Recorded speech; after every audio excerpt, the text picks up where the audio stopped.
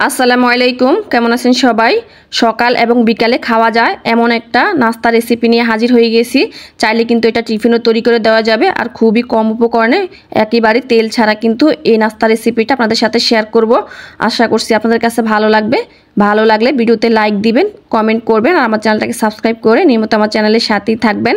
এখানে প্রথমে আমরা একটা ডো তৈরি করে নেব। নিয়ে নিচ্ছি এখানে আমি 1 কাপ আটা, আপনারা চাইলে ময়দাও নিতে পারেন। দিয়ে দিচ্ছি 1 চা চামচ চিনি, 1 চা চামচ দিয়ে দিচ্ছি ইস্ট। এখন খুব ভালো করে উপকরণগুলো একসাথে মিশিয়ে নিচ্ছি। দিয়ে দিচ্ছি লবণ, লবণটাও খুব ভালো করে মিশিয়ে নিয়েছি। এখানে আমি হালকা কুসুম গরম পানি নিয়েছি। এখন পানিটা অল্প অল্প দিব আর ডোটা মাখাতে থাকবো। তবে আপনারা চাইলে এখানে কিন্তু গরুর লিকুইড দুধও ব্যবহার করতে পারেন। এখন ডোটাকে আমি কিছুক্ষণ মেখে নিয়েছি। দিয়ে দিচ্ছি 1 টেবিল চামচ রান্নার তেল। এখন ডোটাকে আবারও কিছুক্ষণ মথে নিচ্ছি। এখানে আমি 5 থেকে 6 মিনিটের মতো ডোটাকে খুব ভালো করে মথে নিয়েছি। তারপর দেখুন আমাদের মসৃণ একটা ডো তৈরি করা হয়ে গেছে। এখন এই ডোটাকে আমি রেস্টে রেখে দিচ্ছি 30 মিনিটের জন্য।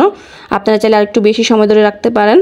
এখন আমরা পুরটা তৈরি করে নেব। আমি দিয়ে দিচ্ছি 1 টেবিল চামচ রান্নার তেল, হাফ কাপ দিয়ে দিচ্ছি পেঁয়াজ কুচি। পেঁয়াজটাকে হালকা একটু নাড়াচাড়া দিয়ে দিচ্ছি 1 চা চামচ আদা বাটা, 1 চা চামচ দিয়ে দিচ্ছি রসুন বাটা। এখন আদা রসুন আমি পেঁয়াজের সাথে কিছুক্ষণ ভেজে নিয়েছি যাতে এর কাঁচা গন্ধ দূর হয়ে যায়। আদা রসুনের কাঁচা গন্ধ চলে গেলে এখানে দিয়ে দিচ্ছি সিদ্ধ করা 1 কাপ মুরগির মাংস। এখন দিয়ে দিচ্ছি স্বাদ অনুযায়ী লবণ, দিয়ে দিচ্ছি গোলমরিচের গুঁড়া।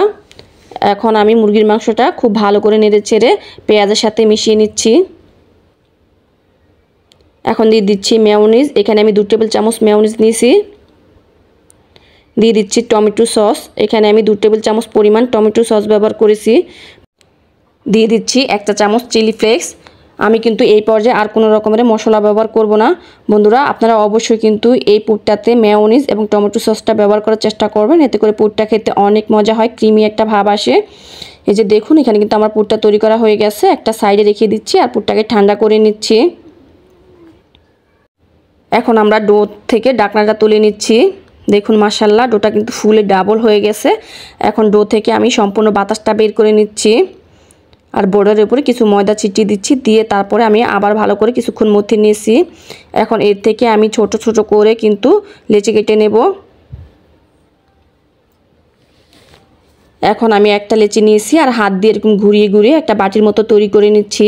এখন আমরা যে পুরটা তৈরি করেছি সেই পুরটা দিয়ে দিচ্ছি।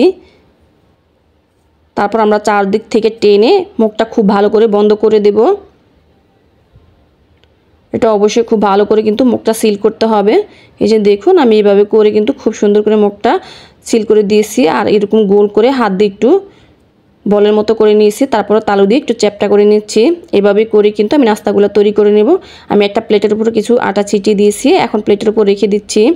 আমি আরও একটা তৈরি করে নিচ্ছি। তবে আপনারা চাইলে কিন্তু এটা বেলনি দিয়েও বেলে এই কাজটা করে নিতে পারেন। তবে আমার কাছে হাত দিয়ে করলে কিন্তু কাজটা খুব সহজ মনে হয়। আর এইভাবে করে কিন্তু আমি সবগুলো নাস্তা তৈরি করে নিয়েছি। এখন একটা ঢাকনা দিয়ে এটাকে 10 মিনিটের জন্য রেস্টে রেখে দিয়েছি। 10 মিনিট পর দেখুন এখানে নাস্তাগুলো হালকা কিন্তু ফুলে উঠেছে। আমি চুলায় কিন্তু আগে থেকে একটা ফ্রাই প্যান বসিয়ে দিয়েছি আর প্যানটাকে হালকা গরম করে নিয়েছি। এখন গরম প্যানের উপরে কিন্তু আমি নাস্তাটা দিয়ে দিচ্ছি। এখানে আমি প্রথমে 4টা দিয়ে নিয়েছি। দিয়ে এখন একটা ঢাকনা দিয়ে এটাকে 5 মিনিটের জন্য চুলার মিডিয়াম টু লো আছে রান্না করে নেব। ফিরে এলাম 5 মিনিট পর। এখন আমি নাস্তাগুলো উল্টে দিচ্ছি। বন্ধুরা আপনারা চাইলে কিন্তু এটাকে তেলে ভেজেও নিতে পারেন। তবে আমি একটু স্বাস্থ্যের কথা ভেবে কিন্তু এটাকে তেলে না ভেজে এইভাবেই কিন্তু ফ্রাই প্যানে ভেজে নিচ্ছি। এখন উল্টে দিচ্ছি। তবে চাইলে কিন্তু এটাকে বেক করেও নেওয়া যাবে। এখন উল্টে দেওয়া হয়ে গেল। আবারও আমি ঢাকনা দিয়ে 5 মিনিটের জন্য রেখে দিয়েছি। এখন আমি আবার উল্টে পাল্টে দিচ্ছি। এখন এর মাঝে দিয়ে দিচ্ছি আমি 1 চা চামচ রান্নার তেল। খুবই কম পরিমাণে তেলটা দিয়েছি, আপনারা দেখে নিশ্চয়ই বুঝতে পারছেন। এতে করে আমাদের নাস্তাটার গায়ে খুব সুন্দর একটা কালার চলে আসবে। তবে আপনারা চাইলে কিন্তু এখানে বাটার দিতে পারেন, এতে করে নাস্তাটা থেকে খুব সুন্দর একটা ফ্লেভারও বের হবে, আবার খেতে আরও বেশি ভালো লাগবে। আর এইভাবে করে উল্টে পাল্টে কিন্তু আমি নাস্তাগুলো ভেজে নিয়েছি। দেখুন কত সুন্দর একটা কালার চলে এসেছে আর সবগুলো নাস্তা আমি এইভাবেই ভেজে নিয়েছি। মাশাআল্লাহ দেখুন এটা কতটা সফট হয়েছে আর কতটা সুন্দর হয়েছে। বন্ধুরা আপনারা চাইলে কিন্তু এটা সকালবেলা নাস্তা হিসাবে খেতে পারেন, বাচ্চাদের টিফিনে দিতে পারেন, আবার বিকালেও কিন্তু খেতে পারবেন। আর এই নাস্তাটা তৈরি করে কিন্তু নর্মাল ফ্রিজে কয়েকদিন পর্যন্ত রেখে খাওয়া যাবে। যখনই খেতে মন চাইবে শুধু ফ্রিজ থেকে বের করে গরম করে নিলে কিন্তু নাস্তা রেডি হয়ে যাবে। বন্ধুরা, ভিডিওটা ভালো লাগলে লাইক, কমেন্ট, শেয়ার করবেন আর আমার চ্যানেলটাকে সাবস্ক্রাইব করে নিয়মিত চ্যানেলের সাথেই থাকবেন। আল্লাহ হাফেজ।